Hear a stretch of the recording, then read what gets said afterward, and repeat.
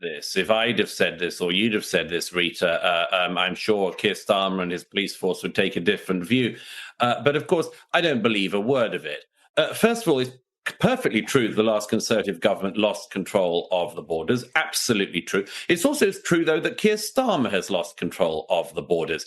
Almost 1,000 people came in a couple of days ago, in one day alone, on the illegal crossings across the Channel on boats organized by criminal gangs. When he says that it's not a right to land in Britain and just stay, he's right. It's just something anyone can do. However, it's just something that nobody. What if I told you that the chaos we're witnessing across Britain right now isn't just about immigration, protests, or political finger-pointing, but a complete collapse of leadership itself? Yes, tonight, the storm swirling around Sir Keir Starmer just got darker. A fierce debate has erupted over his response to border control, violence on the streets, and accusations that he's silencing voices of ordinary Britons, all while the country watches helplessly as the borders buckle under pressure. The truth hit hard when a commentator said, "If I'd have said this, or you'd have said this, Rita, I'm sure Karma and his police force would take a different view." Desire to tar anyone who has, as I say, not got a voice and is wanting to make their voice heard as a violent far-right neo-Nazi seems to me to be a big error by Keir Starmer and others. Because, if you can't say, we recognize your deep, deep concerns about some things that have happened, including mass stabbings, terrorism, and much more. We understand your deep, deep concerns, and we are going to try to get onto this and on top of this.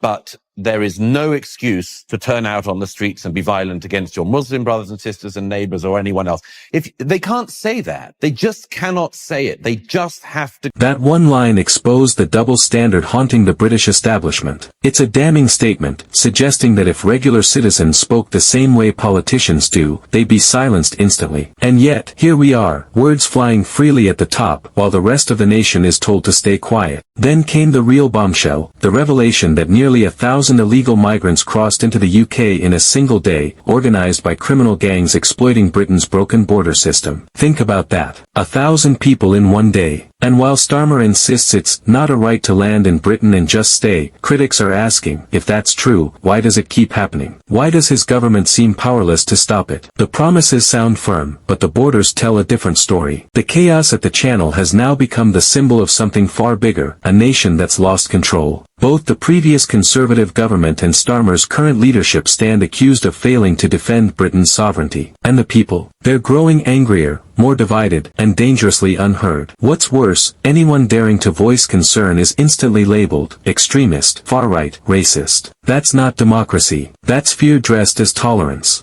And here's where Starmer's leadership begins to truly crumble. Instead of addressing the fears of ordinary citizens, fears about mass stabbings, terrorism, and violent crime, he's accused of branding those concerns as hateful. Instead of listening, he lectures. Instead of uniting, he divides. Critics argue that this is not leadership, it's performance. And every time he opens his mouth, the gap between the government and the people widens. One analyst summed it up perfectly: Starmer's political identity feels like performance art in boredom. Brutal words, but fitting. Every speech sounds rehearsed. Every policy sounds temporary. He presents control, but projects confusion. And in moments of real national crisis, his voice lacks what Britain desperately needs: conviction. Because deep down, many feel Starmer doesn't believe in what he's saying. He's just trying to survive the storm without taking a side. And make no mistake, this silence has consequences. Across towns and cities, frustration is boiling. Protests are breaking out, not just from radicals, but from ordinary people who feel ignored. They're tired of watching violence rise, while being told they're the problem for noticing it. When the government refuses to acknowledge pain, that pain becomes rage. And Britain is reaching that boiling point fast. But here's the part politicians never admit: the public isn't asking for hate. They're asking for honesty. To say, yes, we have a border crisis. To say, yes, terrorism and crime have shaken trust. to say, "We hear you." Instead, they get lectures about unity while chaos unfolds in plain sight. That's why so many people feel betrayed, because no one in power seems willing to speak truth without spin. So now, Starmer stands at a crossroads. He can continue blaming others, branding critics as extremists, and hiding behind political correctness, or he can finally face what's really happening. Britain's border crisis isn't just about boats, it's about trust, leadership, and the moral courage to protect one's own nation while standing for what's right. And right now, that courage seems nowhere to be found in Downing Street. In the end, the question isn't just about who's crossing the channel, it's about who's leading Britain across this storm. The people are watching, the anger is rising, and the excuses are running out. Because no government can claim control when the streets are restless, the borders are open, and the truth is being whispered louder than the leaders who fear to speak it.